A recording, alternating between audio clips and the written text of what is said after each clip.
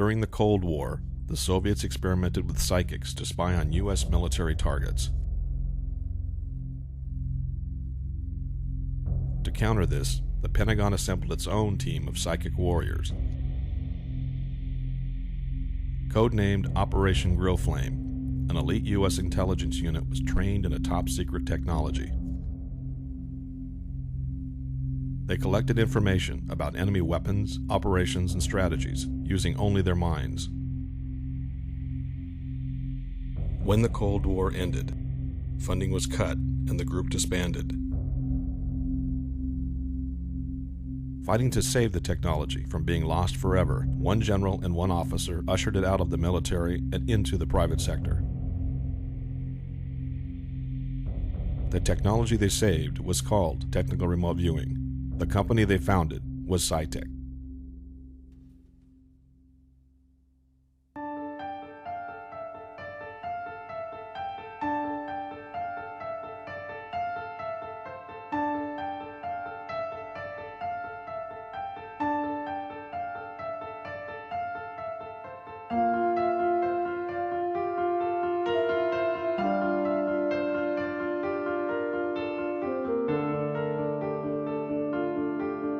The story of technical remote viewing begins in the military. Some highly placed generals did something very unconventional. Imagine being able to have a tool that takes you outside of time and space. To take something that was developed in the secret confines of military intel and usher it out into the private sector in order to guard the technology from being lost. You're accessing this book of unlimited knowledge. We are literally breaking all the rules of physics.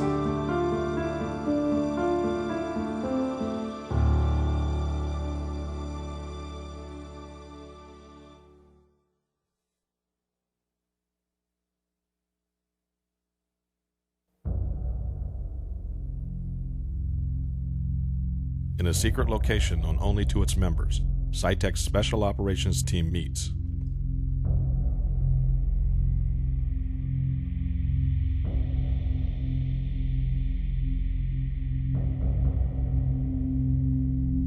Their mission is to investigate and solve complex problems using the technology of technical remote viewing.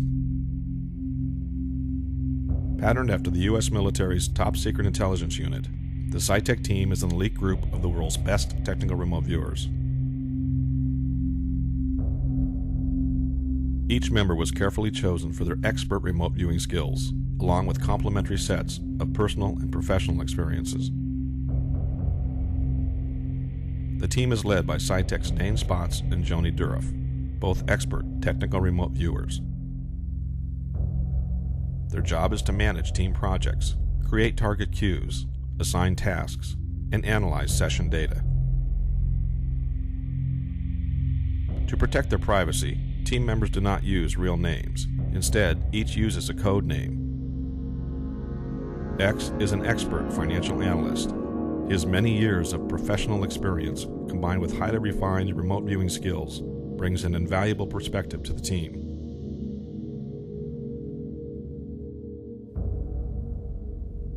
Umiak is a philosopher.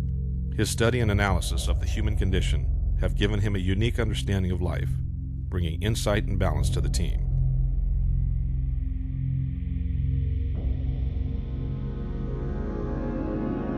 Neuro is an artist who uses technical remote viewing to expand his creative possibilities. His natural abilities are an invaluable resource to the team.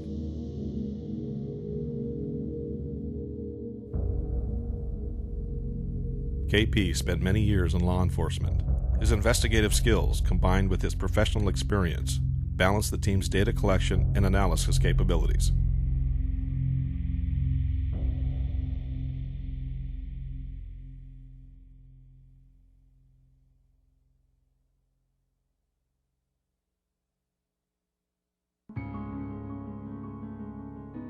Projects are designed to answer questions and solve problems.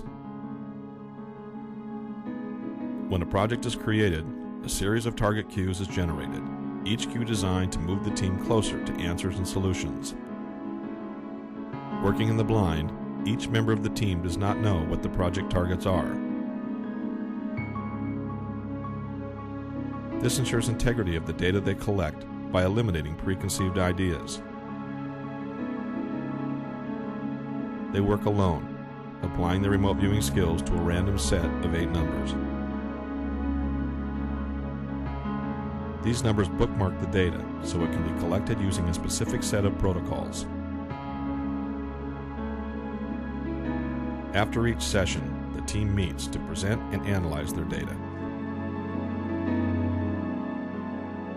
As they compare and contrast various pieces of information, patterns and themes begin to emerge.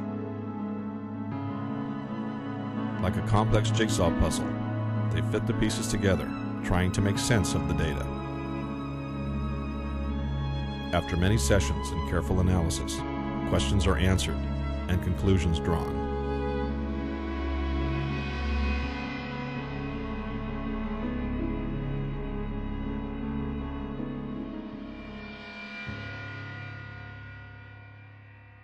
When you have a tool like this, you find that you can explore things like angels and channeling entities and the unexplained, and you can find answers. The obvious one is, well, the afterlife. Is there one? We started to look at person by person what happened when people pass over. People from all walks of life, famous ones, historical figures, saints, Hitler. And we did find across the board, at least all the ones we looked at, the same thing happened. It was always the same.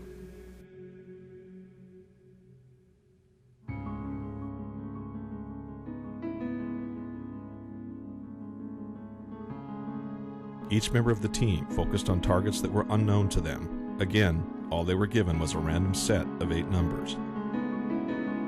Working by themselves, they collected data that had no apparent meaning. Different colors, textures, objects, dimensions, even emotions were recorded and organized. It wasn't until the analysis phase of each session that their work began to make sense. After many hours of exhaustive effort, their sessions revealed specific types of data.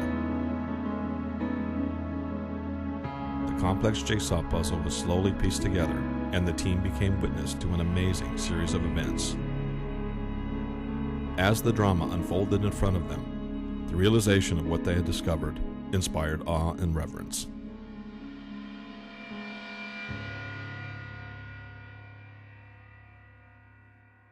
When I'm talking about certain events that we looked at, I'm being very careful not to make assumptions. It's very important to maintain a skeptical, objective eye on all of the data that you're collecting.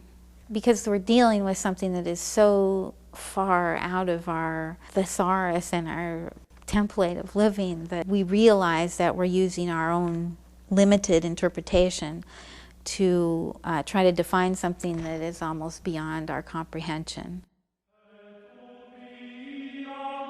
Right before the person passes out of their body, 2 angels arrive, and it seems like they hang around for about 24 hours. And one is responsible for transporting one part of this human psyche, and the other angel is responsible for transporting another part. The closest we could get to interpreting what they were was mind and spirit. The one that is responsible for the mind, it looked more like memories. When we looked at what this one was carrying, it seemed like it was the memories of that person's life. And then the other thing that was being transported was a glowing thing, and it was more of like an essence, and so we labeled that the soul.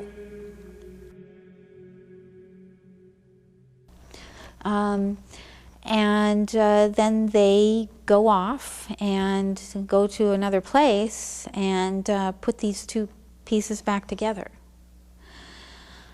And then when you remote view the person, they are there.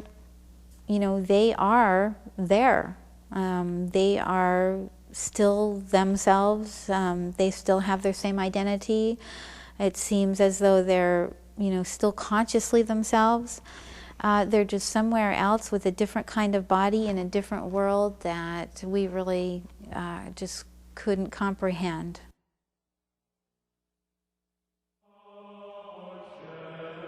They go off and go to another place. They are still themselves. They still have their same identity. It seems as though they're still consciously themselves. They're just somewhere else with a different kind of body in a different world that we really just couldn't comprehend.